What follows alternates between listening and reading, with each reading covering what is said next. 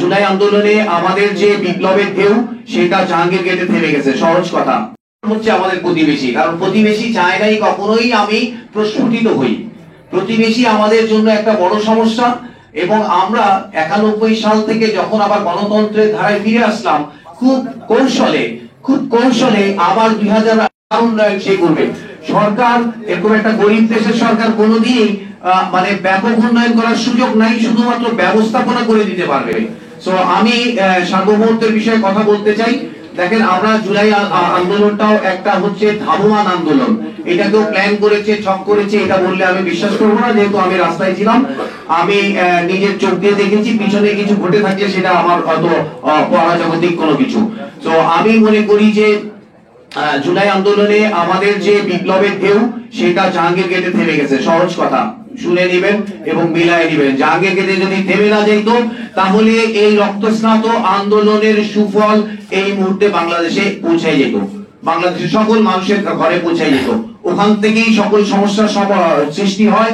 Because যেই যন্ত্রটা এই দানবকে সৃষ্টি করেছিল, যেই শক্তিটা, সেই শক্তিটা ওই উত্তরপাড়ার শক্তিটাই এই দানবটাকে তৈরি করেছিল।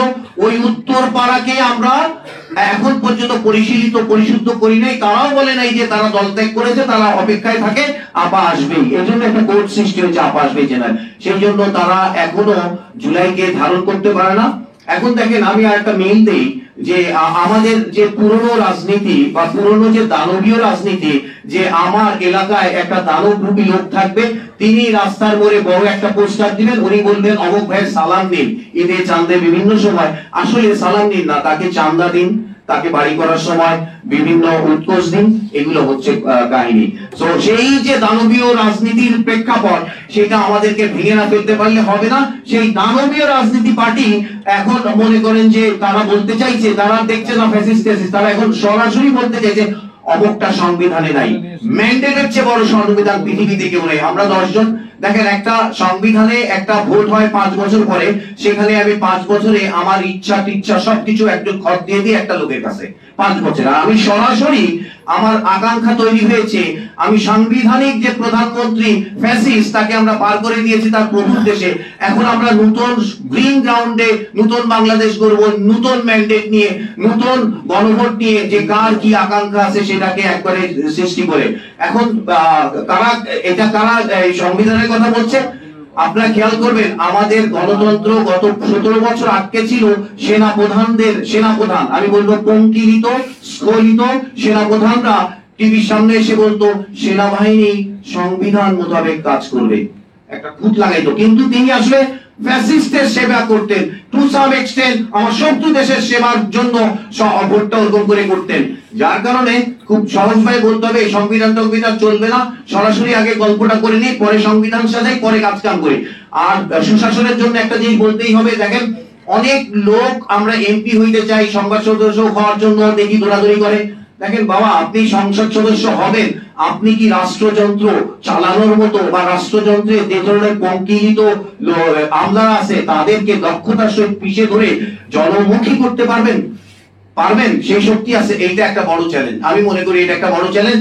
বাংলাদেশের সকল রাষ্ট্রযন্ত্রের সকল জনগণের প্রতি সুবিধার যে অংশটা, যেটা বাস্তবায়ন হবে, সেটা কিন্তু আমাদের রাষ্ট্র ব্যবস্থাপনার মাধ্যমে হবে, যেটা কিনা আমাদের অ্যাডমিন ক্যাডারের লোকজনরা করবে। কিন্তু বিভিন্ন ক্যাডারের লোক, তাদের মধ্যে তো একেবারে জমটম ধরে আছে, সেইটা সারানোর মতো দক্ষ লোক কয়জন আছে?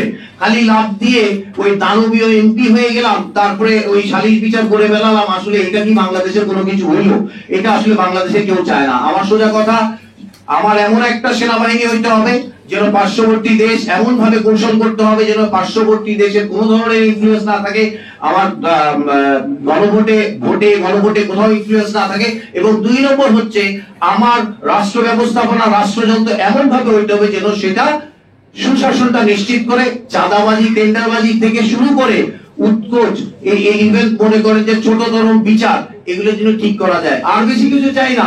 এই 20 কোটি মানুষ এমন ভাইব্রেন্ট, এই পুরো বিশ্বের মধ্যে এমন ভাইব্রেন্ট, আপনি চিন্তাই করতে পারবেন না। সুশাসন মাত্র 5টা বছর ধরে রাখলে এই বাংলাদেশে সোনা ফলা কোনো কঠিন। আমি একটা টিপস দিয়ে যাই, আজকে যদি হাদিরা হেরে যায়, মনে রাখতে হবে আমাদের আরেকটা বড় চ্যালেঞ্জ হচ্ছে আমরা অনেক কিছু ভাবি কিন্তু সব ভাবি হচ্ছে শুয়ে শুয়ে, সব ভাবি হচ্ছে কাছে শুয়ে শুয়ে। টিভি রিমোট যেমন চেঞ্জ করে ওইভাবে আমাকে নামতে হবে।